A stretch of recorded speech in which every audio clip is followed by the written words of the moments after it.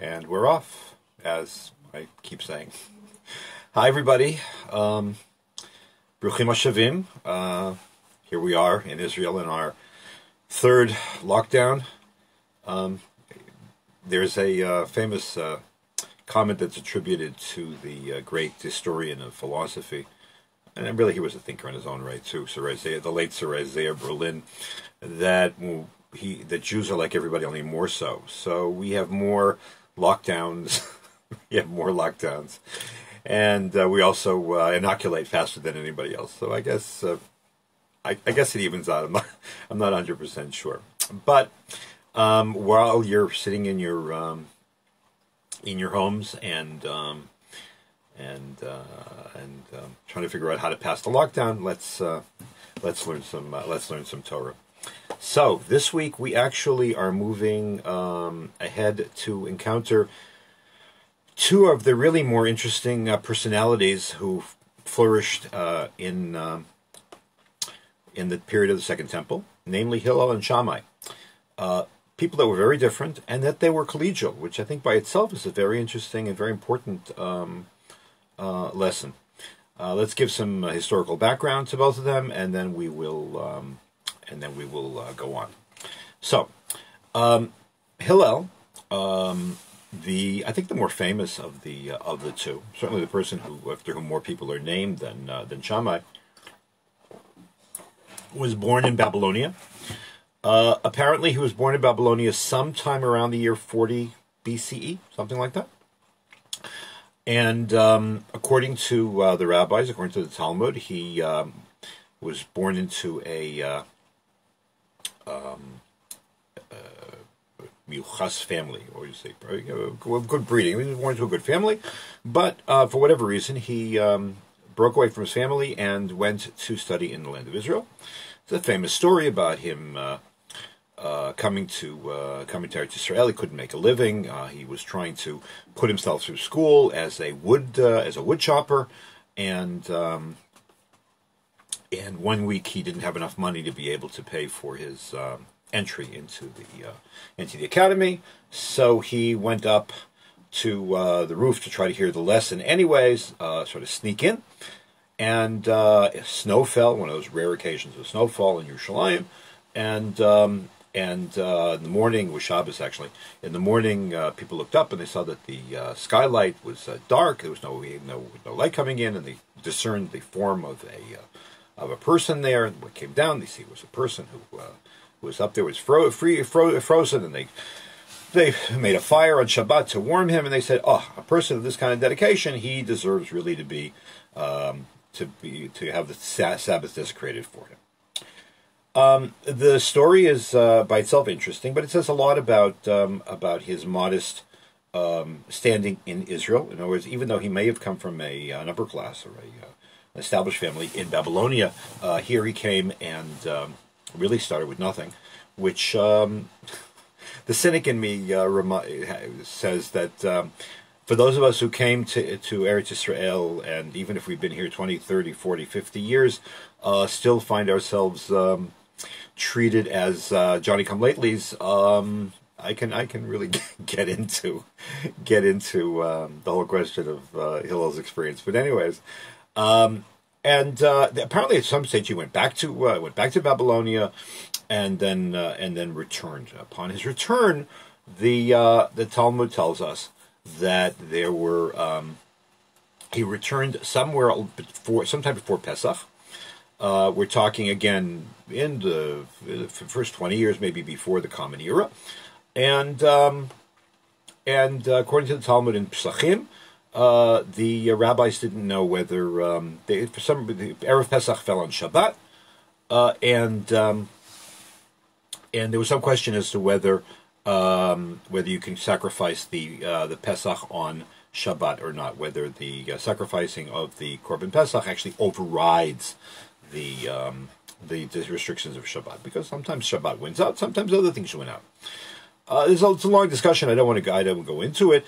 What's striking is that the way that the story is told is very, very different between the Bavli and the Yerushalmi, and between the Tosefta, between the Eretz Israel tradition of what happened, and the Babylonian tradition of what happened. According to the Babylonian tradition of what happened, Hillel went on and on and on and on and on, and he proved over and over and over again.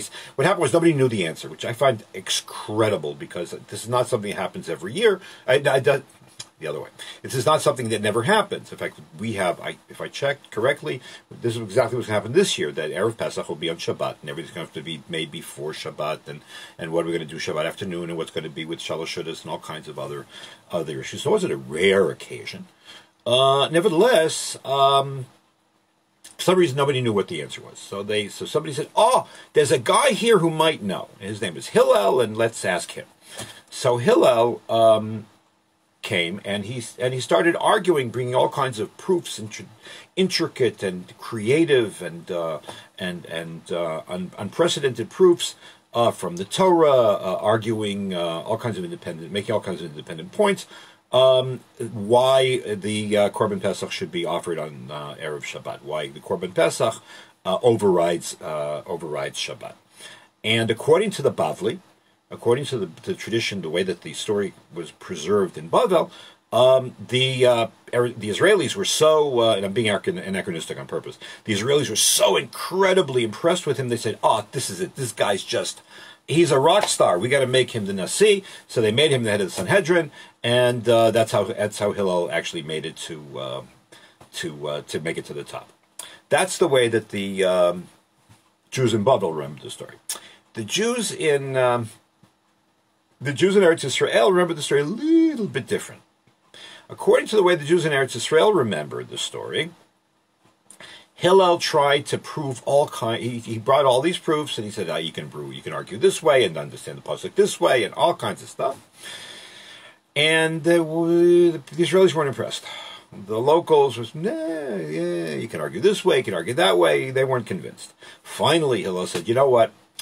Bottom line, I heard from Shmai and Vavtalion, my teachers, the people who were the previous generation of authorities, that this is the din, that Korban Pesach overrides Shabbat." Then they said, oh, this is it. This is a guy who's got the authentic tradition. This is a guy who speaks with authority. This is a guy who knows the bottom line. And they made him the head of the Sanhedrin. That's how he made it to the top. Now, the difference between the two stories is very, very significant, because it betrays a fundamental difference between the way that Torah was taught in Eretz Yisrael and the way the Torah was taught in Bavel. And ultimately, the difference between the Torah of Eretz Yisrael, to this day, to a significant degree to this day, and the way the Torah is taught in the diaspora. And that difference is as follows. In Eretz Yisrael, let's start with that, the bottom line was very important. The Chachmei Eretz Yisrael were much more, conservative. They were much more, let's say dogmatic. They wanted to see it written. They wanted to know what the bottom line was. They weren't interested in all kinds of fancy, commentatorial pyrotechnics, and they had a very, very strong tendency to be strict. When in doubt, as they used to tell us in yeshivas, leave it out. And you see that in a lot of places, but you see it, for example, in the Talmud Yerushalmi. The Talmud Yerushalmi doesn't have a lot of argumentation. It tells you stories, it tells you quick discussions, and boom, bottom line. That's it. Not a lot of room for creativity there, not a lot of room for flexibility there. And there is a just decided tendency toward being strict. The Bavli, the Babylonian Talmud, is very different. It's very expansive. The discussions are very, very long. They're very, very creative. They go off on all kinds of tangents. The rabbis in the Talmud develop different ways of interpreting, different schools of interpretation, both of the Torah itself, or the Tanakh, but also of the words of their predecessors. And the use of dialectic and casuistry is far more developed among the Bavlim and in Babylonia than it was in Eretz Israel. And that distinction, to a significant degree, continues to exist in Jewish history. I mean, take a look. The truth of the matter is that the more expansive, the more creative approaches to the study of Jewish law over the centuries took place in the diaspora, not in Eretz Israel. Eretz Israel was much more boom, boom, boom, boom, boom. The question is why. That's another issue. I really don't have a good answer for that, so I'd rather leave it as a question rather than float some kind of half-baked theory. But the two stories of how Hillel made it to the top reflect very much the basic values of the of both centers. So according to the way that the people in Eretz Yisrael remembered the story, Hillel got the job because he had clear, authoritative, unilaterally clear opinions or traditions he had from previous generations. And according to the way that the people of Babylonia remembered it, things here, Hillel made it because he was able to bring the best of what Babylonia stood for to enable to fructify and to sort of cause intellectual and religious ferment in the land of Israel. It was his creativity which got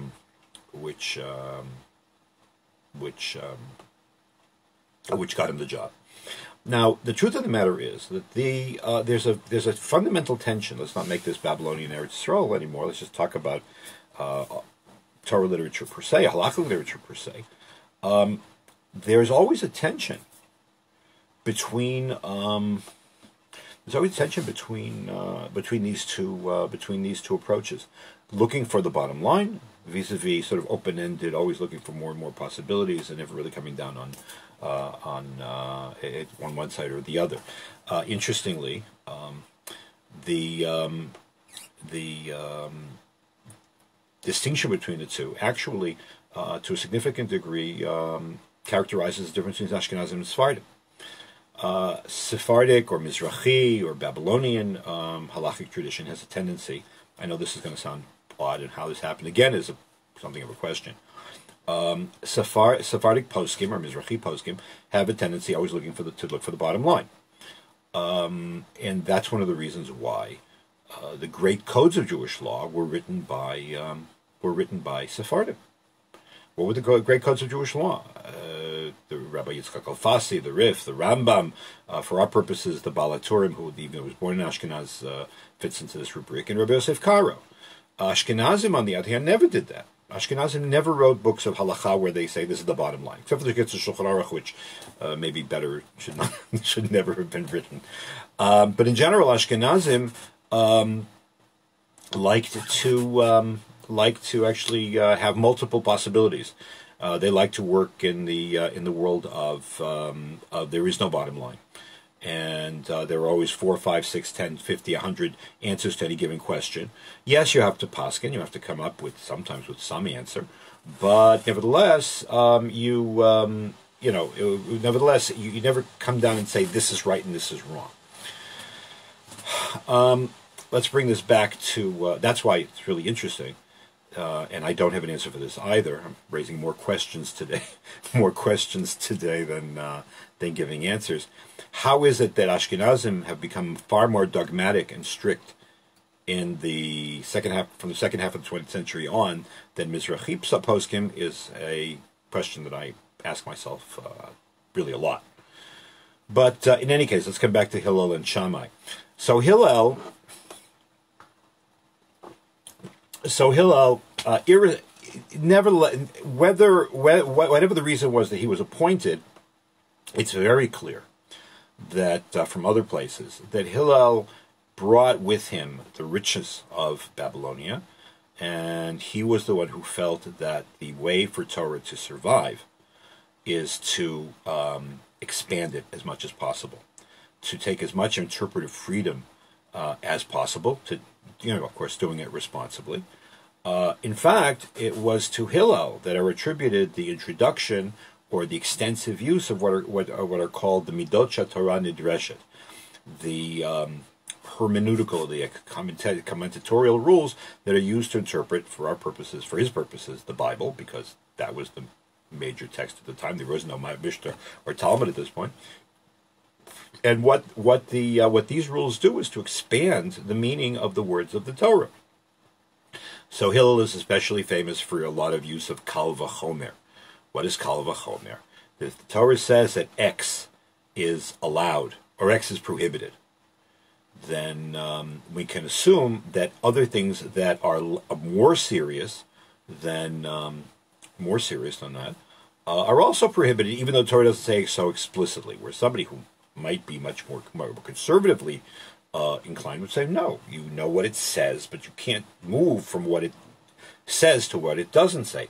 That is the position generally that was adopted by Shammai, and that was the position that was generally adopted by people that went with Shammai. Shammai represented the old Eretz Israel tradition, which, as I said, was very, very conservative. If it says, fine. If it's written, fine. If it doesn't say, I don't know what the answer is. Which led to, again, to the famous characterization of the difference between Hillel and Shammai, where Hillel was much more expansive, much more accepting, much more flexible, and yes, much more makel. He took much more. Always took more lenient and open positions on Jewish law than Shammai.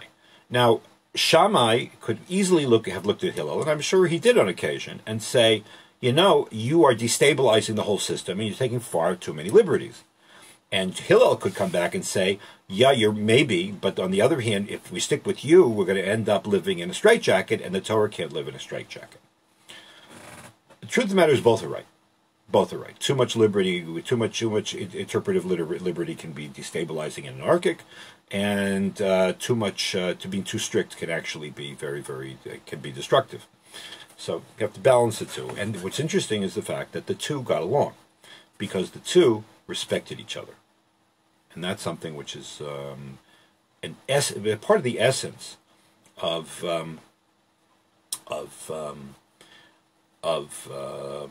the relationship between the two, and the essence of Talmud, the essence of the Torah world. There will always be people that are more conservative. There'll always be people more liberal. Liberal in the sense of allowing themselves more room to be able to move. I'm not talking in terms of adopting liberal values and forcing them on the Torah, because that's actually legally and intellectually and culturally and religiously illegitimate. The Torah has its own values; it interacts with other values, but it doesn't. But you don't sit there and adapt the Torah to something else. The Torah is its own self-sufficient, has its own self-sufficient integrity, and that's the way we should deal with it. In any event, it's against this background of who Hillel was as a persona, a person who had a much more expansive view of how you interpret the Torah, had a much more expansive view of what the Torah can mean, had a much more flexible view of how Jewish law should be applied. It's against that background that you can begin to understand, or the persona of Hillel comes to expression in the first of the Mishnayot in Pirkei Avot, which are attributed to him. So this is Mishnah 12. Yud Bet. Hillel v'Shammai kiblu mehem. Hillel and Shammai received their tradition or their authority from Shammai and Naftalion. Hillel Omer, Hevei mitalmidav shel Aaron. Be of the students, according to one version, be a student of Aaron. Ohev shalom, loving peace. V'rodev shalom, and chasing after peace. Ohev et habriot, loving other people. U'mekarvan laTorah, and bringing them close to the Torah. So there are a couple of questions that have to be asked with regard to this Mishnah. First of all, nowhere in Chumash do you get any indication that Aaron was this Ohev Shalom, that he was a mediator, that he was a personality who was obsessed with making peace among people. It's not the figure of Aaron. What you get is two things, and apparently it's from this that Hillel and others among Chazal sort of discerned this idea that Aaron was of the type that Hillel is describing. One is the story of the golden calf. It's a very striking thing. and this comes out in both in the Cecil B. DeMille Ten Commandments and in The Prince of Egypt, where Jeff Goldblum plays a very memorable Aaron. That the people come to Aaron and they say, "We want you to make a golden calf and take us out of Egypt," and so on and so forth. And he does. So you would think that when Moses comes down from the mountain, that all hell would break loose. That he'd sit there screaming at his brother, "What the hell was wrong with you?" And Moses, when Moses does confront Aaron with making the golden calf, Aaron sort of responds and says, "Well, the people, they made me do it, and they're always thinking bad, and he gets off. And not only does he get off, but later on he gets appointed to be high priest. He's not high priest yet. He's just Moses' brother and spokesman. He's his PR guy. So you have to ask yourself, what? All the other guys worshiping the golden calf get killed, and Aaron becomes high priest. What? What's that all about? That's number one.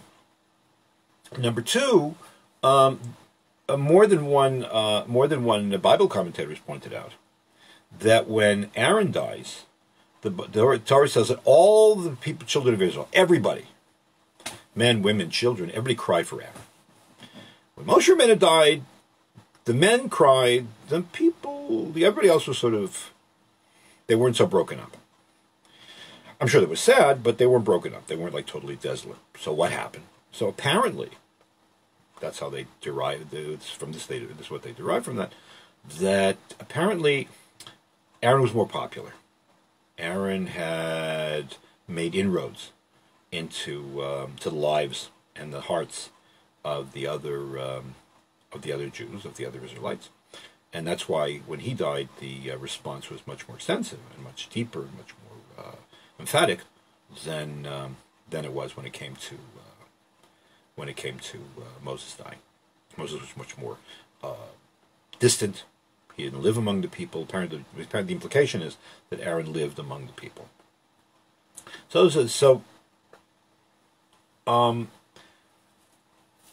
Those two incidents, which all really have, apparently led the rabbis, here Hillel, to the conclusion that Aaron, with his flaws, and yes, the great members of our people have flaws, Aaron, with his flaws, put the trying to make peace, trying to get along, trying to be more easygoing with the people ahead of any other consideration, whereas Moses was more of a Shalmite type. Moshe Rabbeinu was much more interested in, this is what you have to do, and if you don't do it, you pay the price. Rabbi Yehuda Levi develops this idea when he says that, yeah, it's true that when he made the old golden calf, Aaron did the wrong thing, but he was trying to minimize the damage. So when Aaron says, "Eila Elohecha Yisrael asher eluchem eretz Mitzrayim," he says to the calf, "This is your God who took you out of the land of Egypt." He said, "Chag Lashem." We'll have a holiday for God tomorrow. He was he was trying somehow to keep the people from actually worshiping the calf and keeping God in the picture. I mean, he was well intentioned in this regard, so that kind of insight, that kind of take on Aaron's biblical Aaron's career, apparently led to the tradition, which is expressed here by Hillel, that Aaron was willing to take a chance to make peace. He's actually willing to, in order to be able to keep to keep the people together, to keep communal solidarity, even to the degree that he would do things that were dicey at best. So, for example, according to one of the supplementary versions of the Book of Avot, Aaron would actually tell white lies to be able to make peace between people who are fighting. he would go to one guy and he would say, so-and-so really feels bad that so-and-so really feels bad that you're fighting and so on. But, everybody's standing on their covet. Everybody here is trying to, everybody here is trying, it's sort of like, they can't get down off their high horse to be able to make up. And he says the same thing to the other side, and somehow the two of them manage to get together and they make amends. In other words, he's willing to make a lie, even tell a white lie. Now, truth is the seal of God. You're not allowed to lie, but apparently, to tell a white lie for a higher purpose might very well be a lie.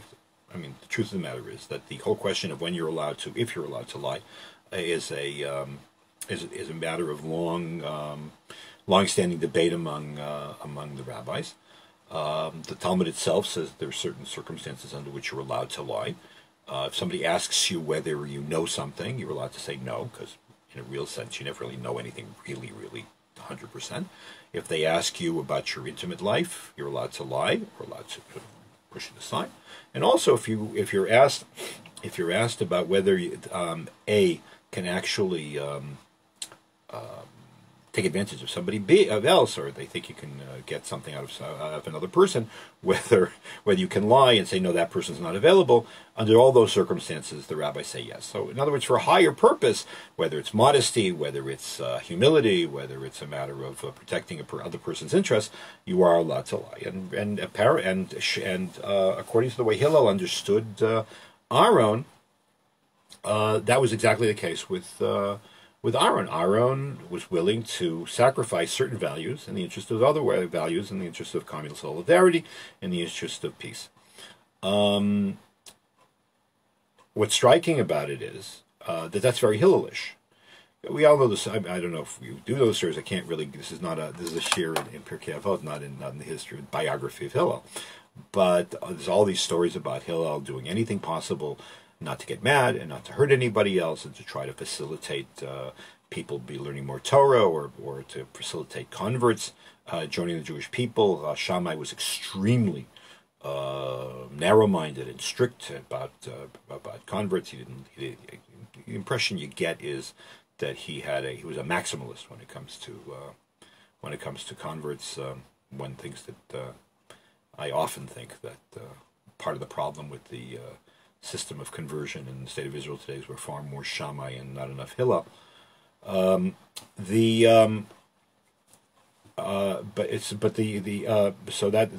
Hillel worked overtime to try to, in his life, to try to embody what he perceived as the example of Aaron, not just to make peace per se, but to use peace and to make good relations with other peoples to bring them close to the Torah. At the end of the day, becoming close to the Torah is the only way, or the ultimate way, of making sure that interpersonal relations are rock solid, and that they can, if there are misunderstandings or if there are problems, that they can be resolved. Okay, today was a little bit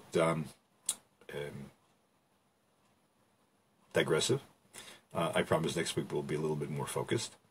Those of you who have not gotten your vaccine, please go do it. And please keep the rules. I just finished hearing on the radio that the more responsible they are, the sooner we get out of this, lockdown, and the sooner we'll be able to get back to our lives. Have a great day. And again, if you have questions, if you want to make a comment, please do it in the comments. Send me an email. You can do it on Twitter. Wherever I'm going to put up this shiur. And have a great day. Be healthy. Bye.